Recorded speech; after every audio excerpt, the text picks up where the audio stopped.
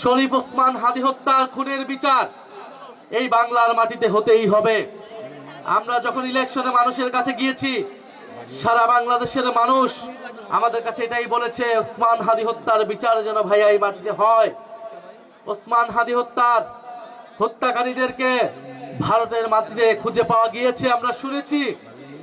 আমরা দাবি জানাবো অবিলম্বে বাংলাদেশের মাটিতে তাদেরকে এনে বিচার কার্যকর করা হয়, এবং এই বিচার যাতে সত্যিকার অর্থে ন্যায় বিচার হয়। কারণ যারা শুধু গুলি করেছে তারাই হত্যাকারী নয়, এই হত্যাকাণ্ডের পিছনে জড়িত ছিল ডিপ স্টেট। এই হত্যাকাণ্ডের পিছনে জড়িত ছিল দেশি বিদেশি নানা ষড়যন্ত্র। সেই ষড়যন্ত্রকে বাংলাদেশের মানুষের সামনে উন্মুক্ত করতে হবে, এবং শুধু প্রত্যক্ষ নয়, পরোক্ষভাবে যারা এই হত্যাকাণ্ডের সাথে জড়িত তাদেরকেও বিচারের আওতায় আনতে হবে। দ্বিতীয়ত, আমরা দেখেছি ফ্যামিলি কার্ড উদ্বোধন করা হয়েছে। আমরা ইলেকশনের আগেও বলেছিলাম ফ্যামিলি কার্ড তারা উদ্বোধন করেছে, তাদের ইস্তিহার অনুযায়ী তাদেরকে সাধুবাদ।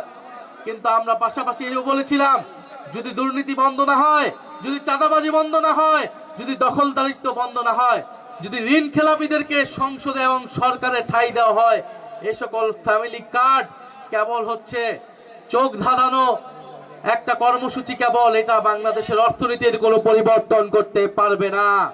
ফলে আমরা আহ্বান জানাবো, যে সকল ঋণ খেলাপি লুটেরা দুর্নীতিবাজদেরকে সরকারে সংসদে নিয়ে যাওয়া হয়েছে, নমিনেশন বিক্রি করা হয়েছে, সেই সকল ঋণ খেলাপিদের বিরুদ্ধে যাতে বাংলাদেশ সরকার, বাংলাদেশের সুপ্রিম কোর্ট, নির্বাচন কমিশন ব্যবস্থা নেয়, এবং তারা যাতে অতি দ্রুত দেশের টাকা, ব্যাংকের টাকা ব্যাংকে ফিরিয়ে দেয়। প্রিয় রাজশাহীবাসী, 12ই মার্চের জন্য আমরা সবাই অপেক্ষা করছি। 12ই মার্চ নতুন জাতীয় সংসদের অধিবেশন।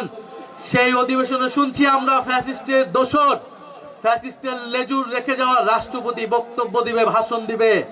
আপনাদের সামনে স্পষ্টভাবে বলে যাচ্ছি, কোন ফ্যাসিস্টের দোসরের বক্তব্য শোনার জন্য 12ই মার্চ আমরা জাতীয় সংসদে যাচ্ছি না।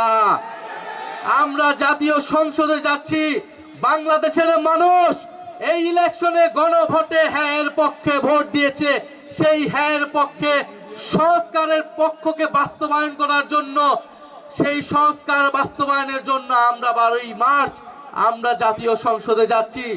জাতীয় সংসদে আমরা যাচ্ছি, কবে উচ্চকক্ষ হবে, কবে সংবিধান সংস্কার পরিষদ হবে সেই হিসাব নেওয়ার জন্য, কবে সরকার দল শপথ গ্রহণ করবে সেটা শোনার জন্য, কোন ফ্যাসিবাদের দোসরদের বক্তব্য শোনার জন্য আমরা 12ই মার্চ সংসদে যাচ্ছি না।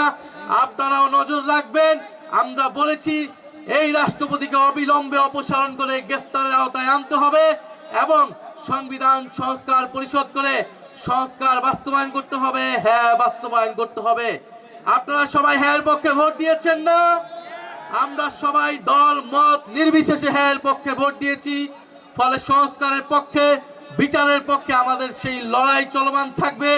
আপনাদেরকেও সচেতন থাকার, 12ই মার্চ সংসদের দিকে তাকিয়ে থাকার আহ্বান জানাচ্ছি।